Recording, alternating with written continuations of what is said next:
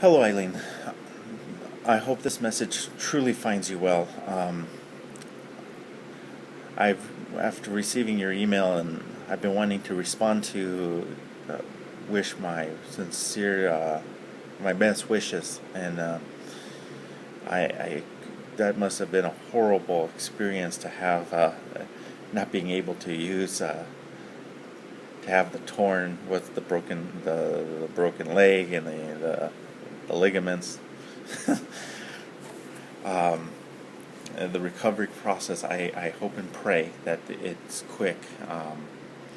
Having my father had his knee replacement, I just his knee replacement, it was just um, wasn't as easy as they described. But of course, I think he took the easy way and didn't want to do the physical exercises. So my only advice, without having it, my own experiences, if they tell you to do the physical exercises, do the physical exercises. They'll be painful, but they'll be well worth it in the long run. Um, I, on the other hand, have been busy. I am a dad now, and it's a wonderful process. It's also a very stressful one.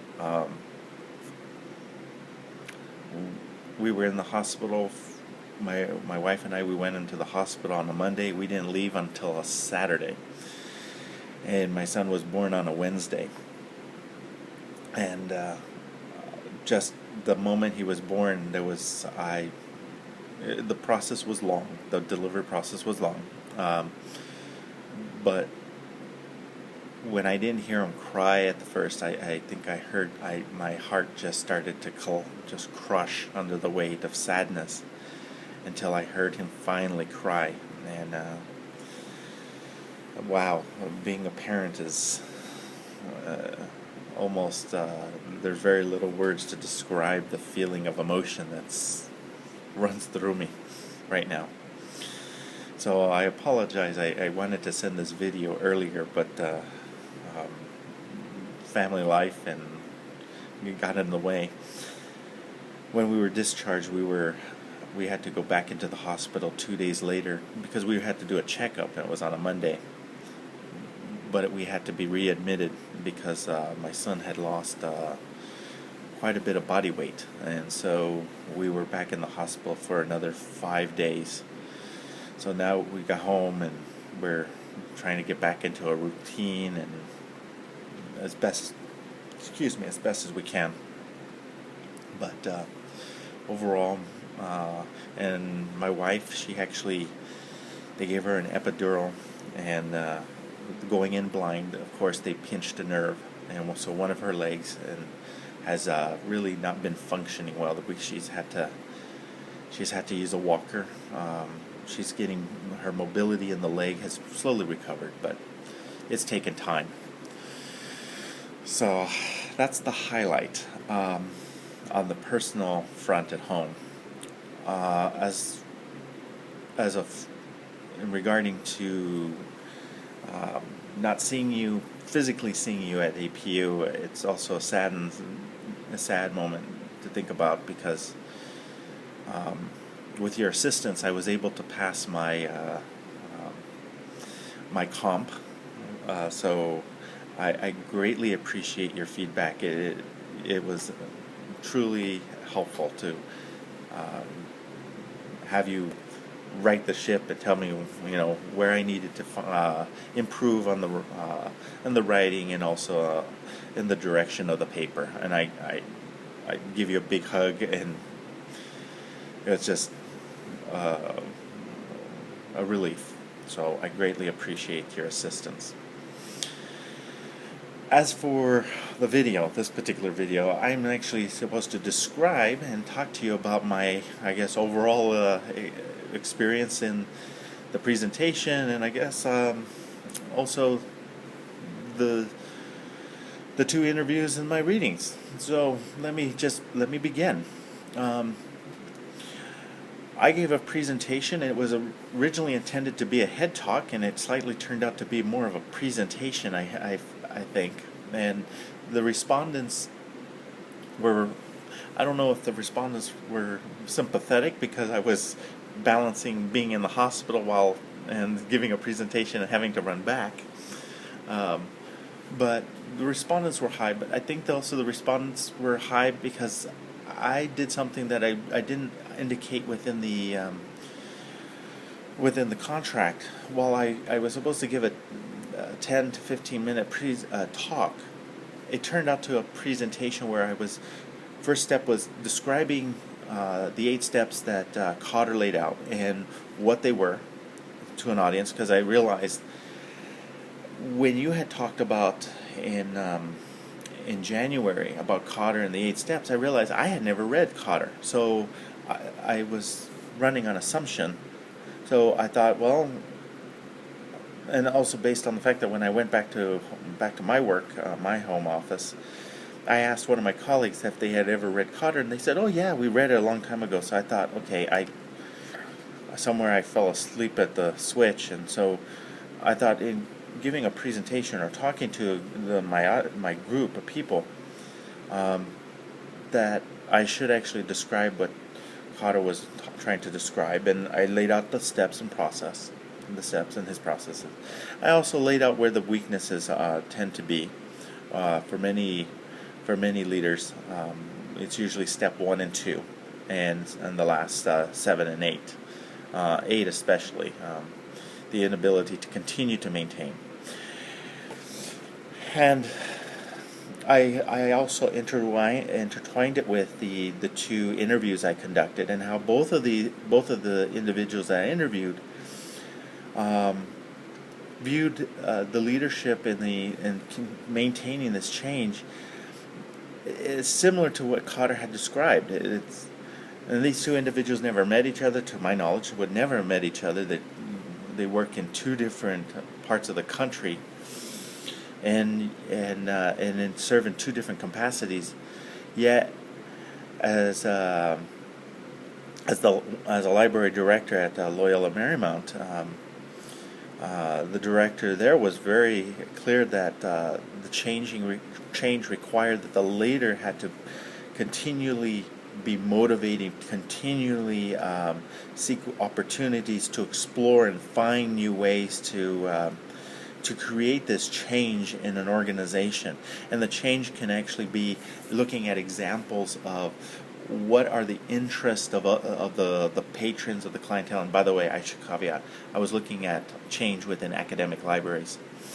And her perspective was interesting because of the fact that what she described and what she talked about at my institution, we have done some of the similar things of, let's say, a workshop, of an outreach event, but we never build upon it. She does. And I think she builds upon it even if it doesn't, she's willing to take the risk. And I have to say, this is where the other individual that I interviewed, director of the reference services, said that many times he encounters, because he deals with a heavy bureaucratic organization. He's coming from the University of Maryland. That he sees management or academic administrators as somewhat and it comes off as not fearful of change, but very, very slow to react to the change. More of a caution. So he described it almost like molasses, the slow process where it will come. It will take time, and I like his analogy of comparing some leaders to molasses, because it is. I would actually have to say we are reactionary in the academic world, in the library world. We are very reactionary, and one of the things that I should state is, in addition to providing like a talk, I actually decided to break up, because we had a small enough group. I broke up into 2 small groups. I wanted to have a discussion, because I realized that by me having a discussion with the 2 people I interviewed, I actually learned a lot more. So what I had was I broke my group into two groups, and then I literally laid it out. What was let's go step by step. How does one see, um, how do one has seen or experienced um, a sense of creating of a sense of urgency by management, whether it's the library management, and if they couldn't think of one, I said, opened it up to the university. Well, the institution where I did this is where I work as an adjunct instructor. My colleagues were well aware that it is a small institution, and so it is undergoing through really struggling through a budget crisis.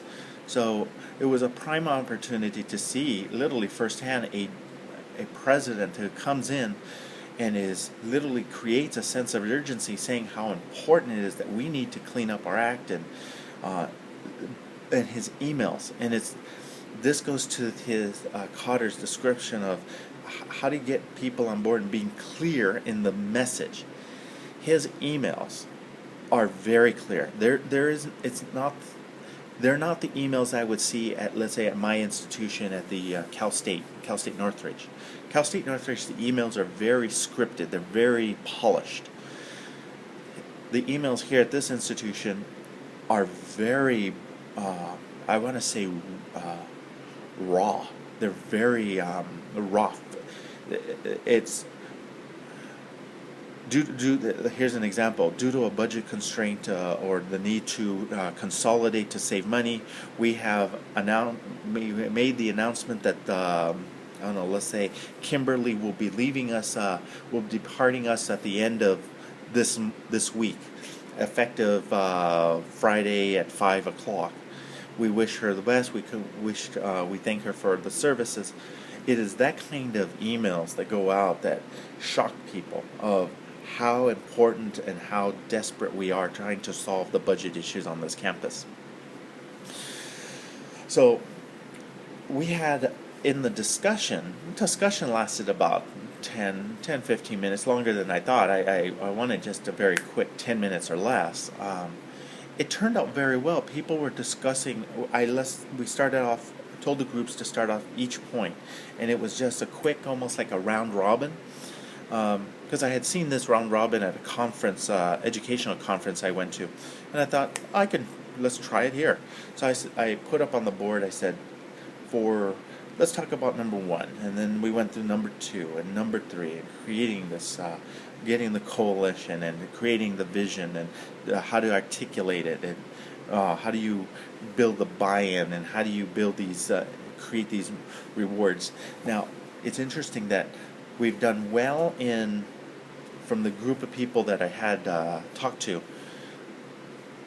They see the step one, they see step two, and they see the buy-in, trying to get people to supporting the coalition to the president, because at the library level, it's too small. Not enough change is going on, because we're at a lot of changes at the university level. Everybody's attention is at the university level. What is noticed is creating those rewards, those short-term rewards. There's no short-term rewards. It's only the big picture. Once we accomplish it, that's when people are recognized, but there's very little of the short term. I would think it would have been the opposite. I thought there would be more of the short term. Now, I know that when talking to my colleagues at my institution at CSUN, they recognize that they receive a lot of short-term recognition, and then the long-term recognition, once the project is finished, they're rewarded. But that's it. The project is done. It ends. Here at the small campus I'm at, there's always a continuation of trying to figure out, okay, if it works now, how do we build upon it? So that experience was enjoyable. Overall, the experiences, and I'm going to see if I can get this to you, they were fairly good. Overall, I used the Likert scale. Scale of 1 to 5, 5 being exceptional, 3 being satisfactory. I had overall, I had people, I think of the respondents, 9 respondents total. I had the high marks were like the presenter responded well to the questions. I received like 8 out of 9, 1 satisfactory. Overall, there was nothing below. I'm a little concerned if it was just weighted because it was more sympathetic. But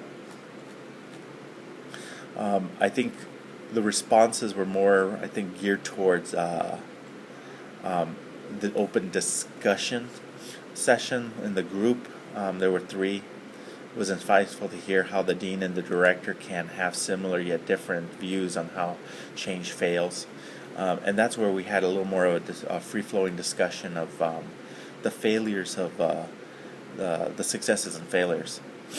In the reading that I did, it was supposed to be originally it was a compilation of different articles that were on